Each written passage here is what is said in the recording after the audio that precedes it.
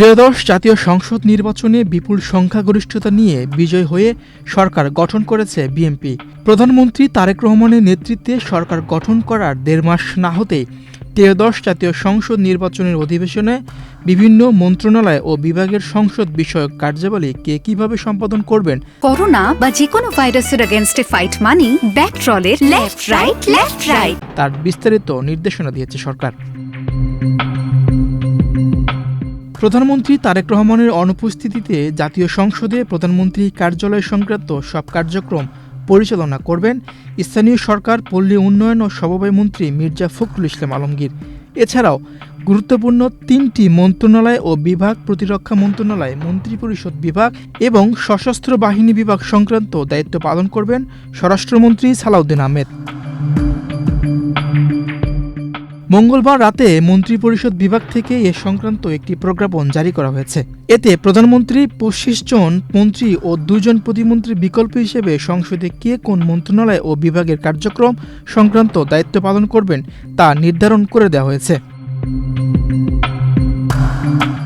প্রজ্ঞাপনে বলা হয়েছে, কোনো মন্ত্রণালয়ে দায়িত্বপ্রাপ্ত মন্ত্রী বা প্রতিমন্ত্রী এবং তাদের বিকল্প হিসেবে যাদের দায়িত্ব দেওয়া হয়েছে তারা কোনো কারণে উভয়ই সংসদে অনুপস্থিত থাকলে সে অবস্থায় মন্ত্রণালয় ও বিভাগ সম্পর্কিত কার্যক্রম কিভাবে সম্পাদিত হবে তাও নির্ধারণ করে দেওয়া হয়েছে।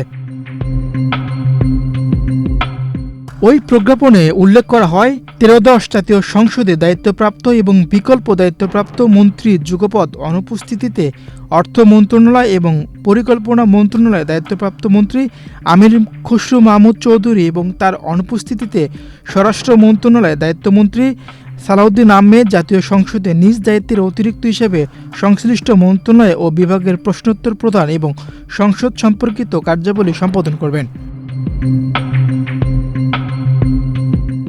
অর্থাৎ কোনো মন্ত্রী তার বিকল্প একই সঙ্গে অনুপস্থিত থাকলে সংশ্লিষ্ট মন্ত্রণালয়ের পক্ষে সংসদে প্রশ্নোত্তর পর্ব পরিচালনা করবেন অর্থমন্ত্রী আমির খসরু মাহমুদ চৌধুরী।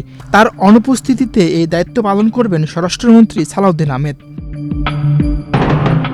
প্রজ্ঞাপনটি এরই মধ্যে জারি করা হয়েছে এবং তা ত্রয়োদশ জাতীয় সংসদের কার্যকালের জন্য কার্যকর হবে বলে জানা গেছে।